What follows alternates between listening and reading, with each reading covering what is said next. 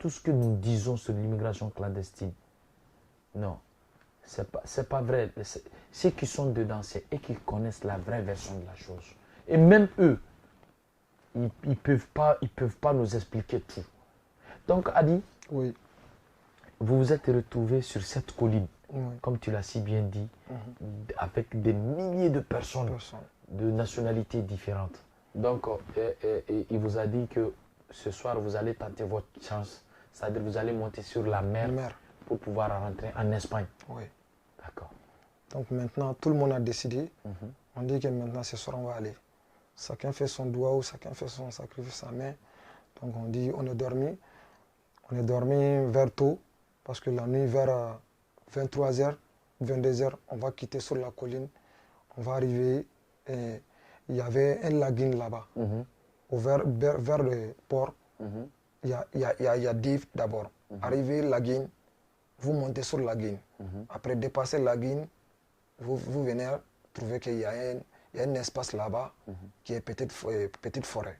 Petite forêt là, il y a des militaires qui sont là-bas, il y a des camps de militaires jusqu'en haut. D'accord. Bon, entre la Guinée et la mer là, il y a un petit espace île là. Donc, cette île là, arrivé là-bas maintenant, il y a des militaires qui vont passer la voiture, moto. Donc, vous allez dépasser ça. D'accord. Il y a une petite forêt encore avant d'arriver à bord de la mer. D'accord. Donc maintenant, on est arrivé là-bas, on a vu qu'au bord de la mer, il y avait trop de militaires qui font la surveillance. Ouais. Il vient, il faisait de la patrouille. Il fait de la patrouille. Tout à fait. La première nuit, on a fait le temps. On allait jusqu'à bord de la mer, on a vu la mer, on n'a pas pu démonter. D'accord. Deuxième jour encore, on est parti, on n'a pas pu. Ça n'a pas marché. Troisième jour, on n'a pas pu. Quatrième jour, on n'a pas pu. En retournant maintenant, on est venu en forêt. Notre Chojac là s'est déchiré. Parce que la Guinée, c'est tellement sale, c'est tellement, il y a des ordures, il y a tout dedans. Oui. Voilà. Si ça touche un truc qui décolle, une fois ça va décoller. Oui. Donc maintenant, c'est avec ces convois là, on est dispersé. D'accord. Mais il y avait un gars qui est plus âgé que nous tous. Il a vu la façon que moi je suis dans les troupes là. Il dit, Adi, toi tu peux devenir guide. Moi je dis, comment?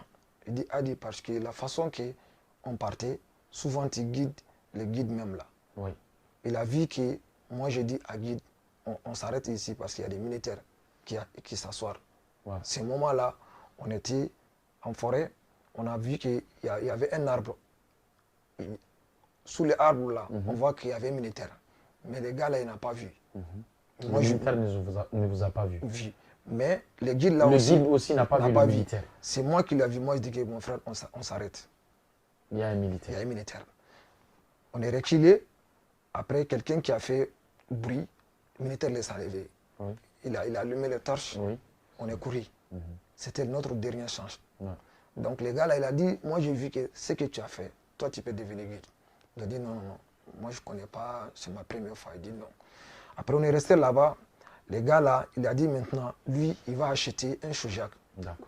Mais Adi, durant tout ce temps-là, comme tu l'as si bien dit, vous avez passé une première nuit, deuxième nuit, troisième nuit, quatrième nuit.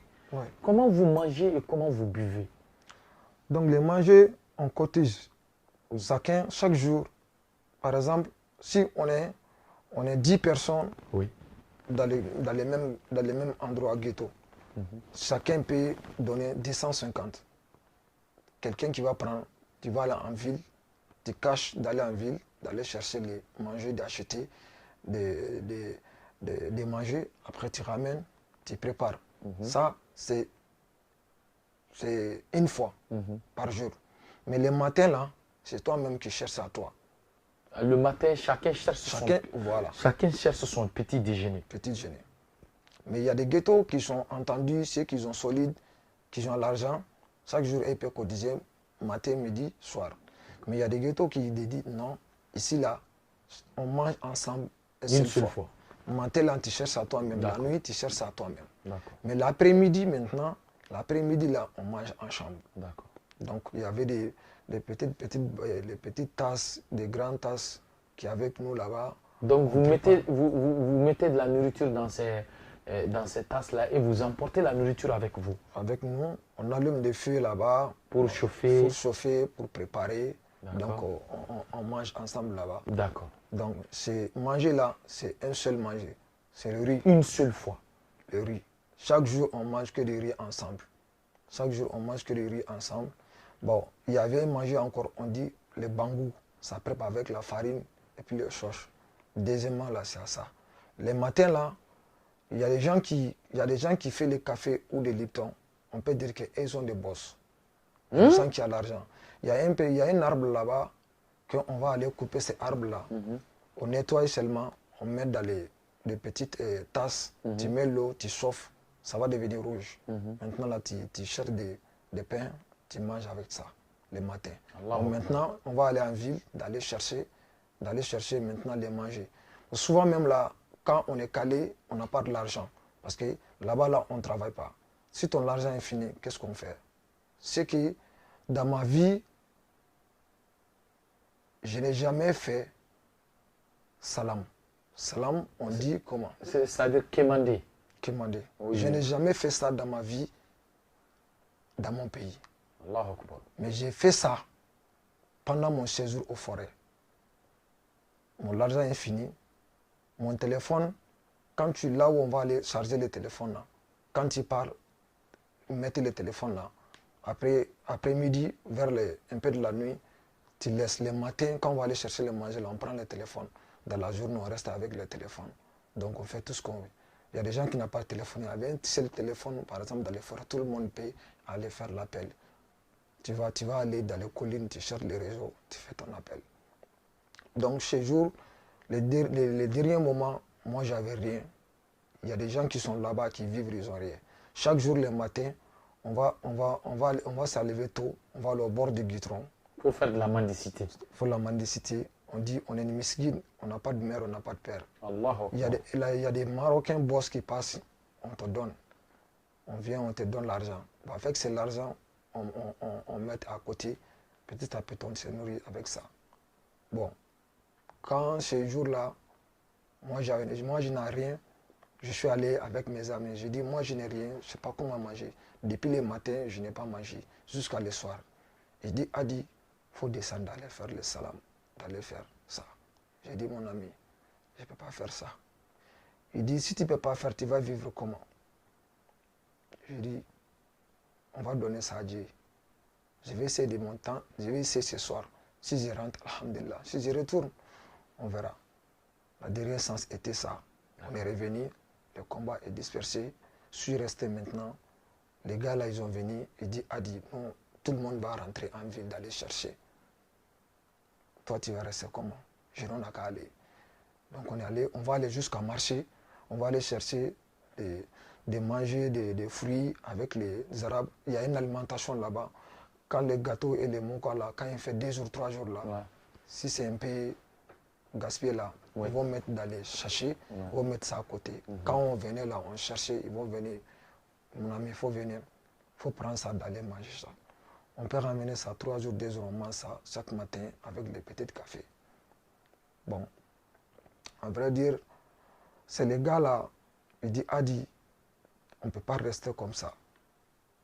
Maintenant, moi j'aurais voulu que l'argent que moi, avant que ça finisse, moi je vais créer un combat, je vais acheter un sujet, tu vas devenir guide. En ce jour, j'ai décidé de devenir guide moi-même. Parce que maintenant... Finalement, tu as décidé de devenir un guide. Un guide. Parce que je connais, moi-même là, quand j'ai commencé à faire les salams aux frontières là-bas, je rentre, je sors, je cible les coins, là où les gens venaient, ils partaient. Je connais les coins. Maintenant, j'ai dit, les gars, il n'y a pas de souci. Ils ont fait le combat. On était 7 personnes. Ils ont 6, moi j'ai 7 hommes. Ils disent, ah, dis-toi, tu ne payes rien. Seulement, tu es notre guide. Donc, on a fait premier tentement. On est arrivé, on a traversé la colline, on est arrivé au bord de la lagune, on a dépassé ça, petite forêt. Arrivé, maintenant, au bord de la mer, moi, je dis qu'on a cassé, couché. Moi, je suis allé jusqu'au sable d'aller vérifier là où les militaires. Ok. Donc, je suis retourné, J'ai dit, maintenant, il y a 4 militaires qui sont comme ça. Entre eux et là, on va essayer de se coucher petit à petit, on part. Donc on a eu ce sens, on a dépassé, on est monté sur la ligne. Vous êtes monté sur la mer. La mer. Ils ont 6, ils ont monté d'abord. Comme moi, ils savaient nager. Donc j'ai dit, et nos cas c'est monté, et monté. Moi je le pousse, moi je nage, je le pousse, je m'en nage. Jusqu'à, on a eu... Si j'ai bien compris, quand vous êtes parvenu à monter sur la mer, Oui. comme tu l'as si bien dit, dans le Soja, Sojak. dans le Sojak, Oui. dans le Sojak, Oui. toi étant le guide, Oui. tout en sachant que tu sais nager, Oui. tu as mis les 6 autres migrants Oui. dans le Soja, Oui. tu les poussais et tu nageais. Nager. J'ai fait ça jusqu'à quelques mètres que j'ai compris maintenant qu'on est un peu loin. Les militaires là, ils ne peuvent pas entendre le bruit des rames, Oui. des rames. Oui. Donc maintenant, moi je suis sauté, je suis rentré dans le Sojak. Je m'assois devant. Donc maintenant, on a fait ramer, jusqu'à on arrivé frontière entre la mer de Mauritanie et la mer de Maroc, entre la mer de Maroc et la mer de l'Espagne. L'Espagne. On a rapproché, moi je dis maintenant on a senti que l'eau là, Sojak là, on est en train de... Commence à trembler. Voilà, c'est en train de trembler, c'est en train de nous pousser de descendre. Parce qu'en partant, avant que tu quittes la mer du Maroc, c'est un peu difficile. Voilà. Arrivé en Espagne, la mer de l'Espagne, c'est descendant. Maintenant, vous allez commencer que ça va venir. Donc, moi, j'ai senti ça. J'ai dit, Alhamdulillah, on a commencé bientôt, on va arriver la mer de l'Espagne. Parce que je vois les lumières, je vois la mer qu'il y a un peu différent entre montant et descendant. Entre-temps, j'ai entendu le bruit. J'ai dit, tout le monde a cassé. Il dit, il y a quoi?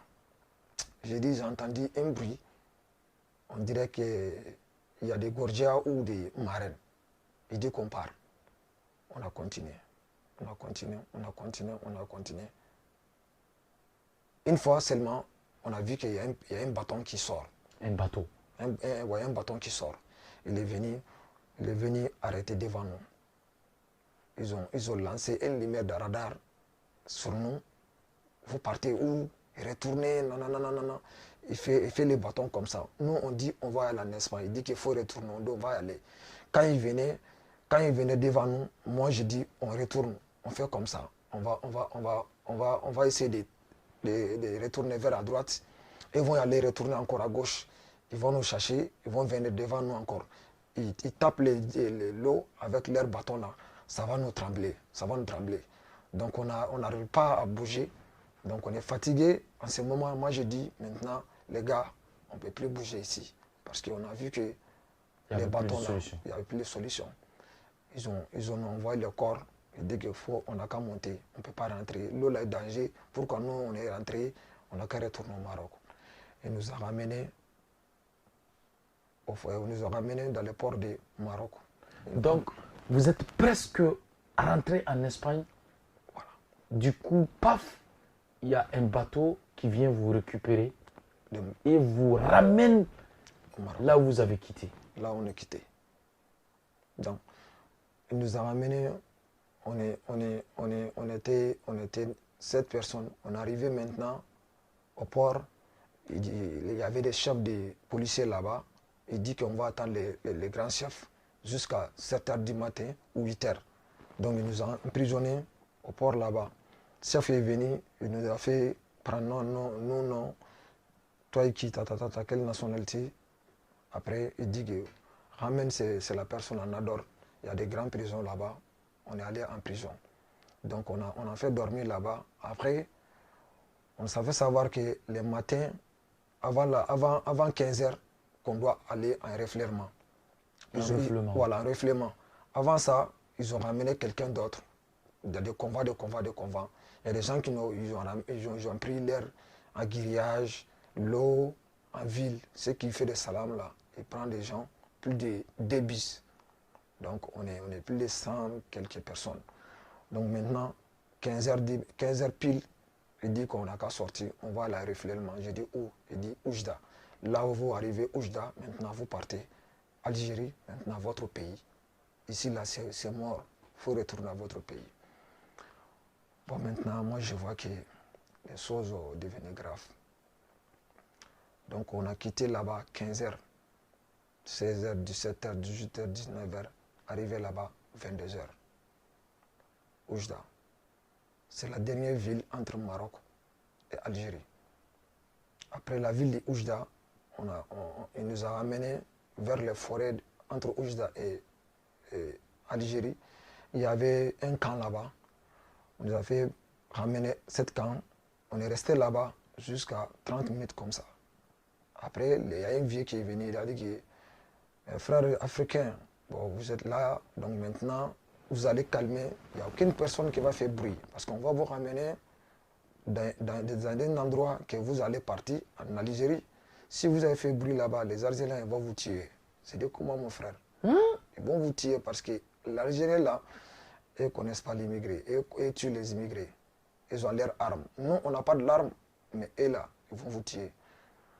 Tout le monde a peur. Donc maintenant, ils nous ramenaient. Il y avait un petit trou là-bas. Après, on a dépassé ces niveaux-là. Il dit maintenant, mon ami, un frère africain, allez comme ça. Il ne faut pas aller comme ça, allez comme ça. Donc, on avait des gars qui ont déjà réfléchement une fois, deux fois. Il dit que mon ami, il dit que mes amis, on n'a qu'à se calmer ici. Les militaires là, ils ont retourné, on va encore y retourner. On va y retourner derrière eux, on va les laisser à droite, nous on va partir derrière à gauche. Quand on quitte ici là, seulement, il y a des militaires algériens, ils vont vous tuer. Moi, avec mes amis, j'ai pleuré. J'ai dit, mes frères, moi je vais pas retourner au Mali. Bon, je n'ai rien dans ma poche. Arrivé là où on était, Nador, je ne vais pas aller faire le salam. Comment je vais vivre? Il dit, Adi, tout le monde est comme ça. Donc, on n'a qu'à aller. Je suis retourné encore avec eux. On a marché 23 heures jusqu'à 4 heures du matin. Dans le Sahara? Dans le Sahara, des villes, on traverse les villes, on ne peut pas rentrer dans les villes. Quand on vient un village, dans l'aéroport de Oujda, on dépasse. On va rentrer dans les champs des Marocains, on dépasse. Maintenant, on est arrivé au bord de la ville de Oujda. On est dormi là-bas jusqu'à 7 heures du matin. Donc, en même temps, 7 heures du matin, on a traversé le Oujda. On n'a pas rentré dans les villes, mais quand on rentre là-bas, ils vont nous attraper. On a traversé vers le côté sahélien. On est parti vers là-bas. Maintenant, on a marché 8 heures jusqu'à 13 heures du matin. Au marché, là où on doit aller prendre un terrain de charbon, qui va prendre le charbon au Maroc, d'aller déposer au port de Nador, qui quitte vers Fès et vient changer la tête, cette ville, après il part Nador. Okay. On arrivait là-bas, 13 heures, on attendait chaque jour, sauf week-end, chaque jour ça vient changer la tête, cette ville, à 15h15. On attendait là-bas, 15h15, le train est venu. Avant qu'il change la tête, on est venu, on est monté, Il n'y a aucune quai, des petites bargons, des petits trucs dedans, mais on ne peut pas rentrer.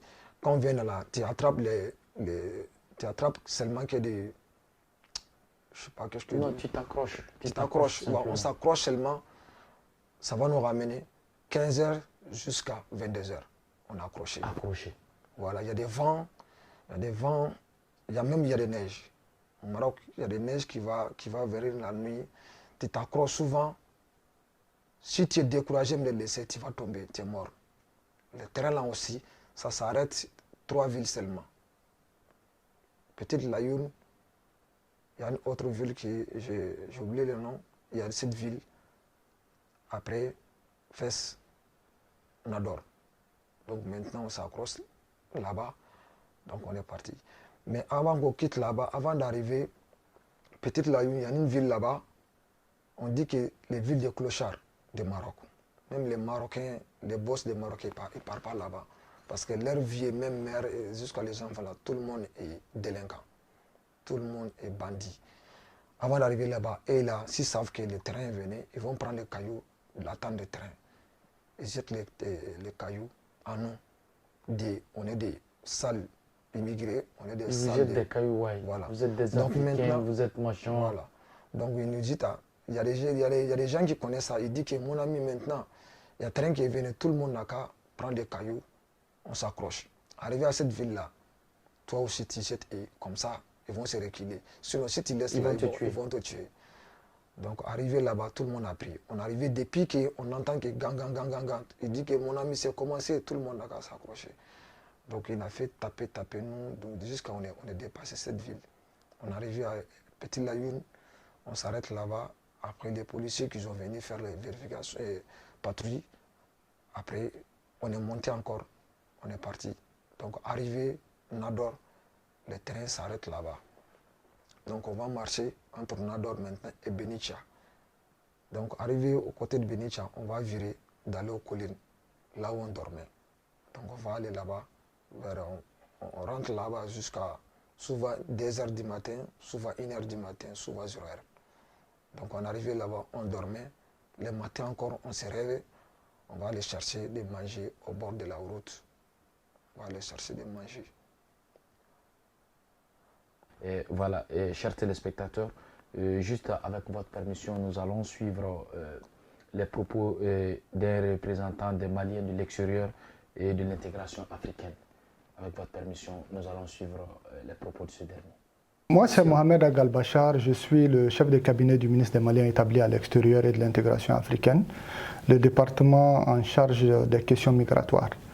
La première de vos questions, c'est de savoir les causes de la migration irrégulière.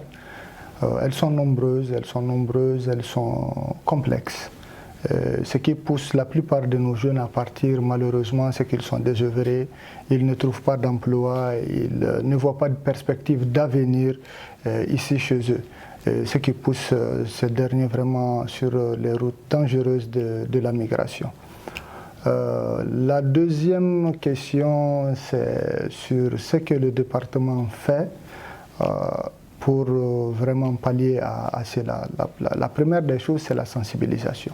Le ministère des Maliens établi à l'extérieur de l'intégration africaine fait des campagnes de sensibilisation un peu partout sur le territoire national.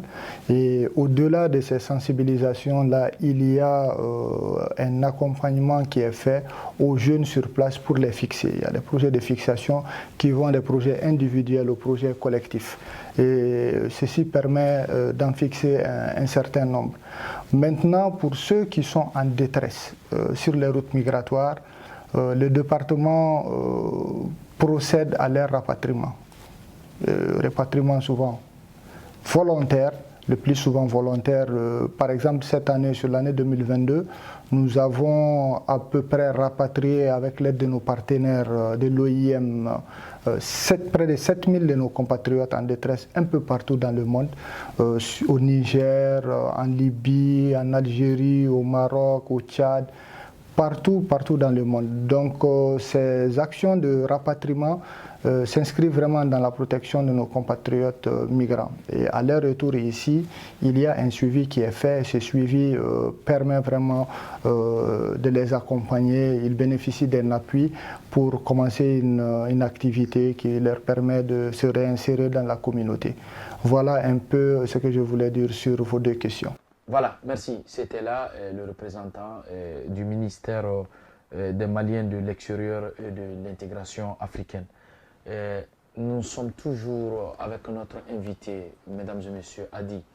Et si vous avez suivi cette émission depuis le tout début, c'est émouvant. Ça donne de la peine. C'est pitoyable de voir les jeunes se sacrifier. Ça fait mal de voir l'espoir de toute une famille aller se donner à la mort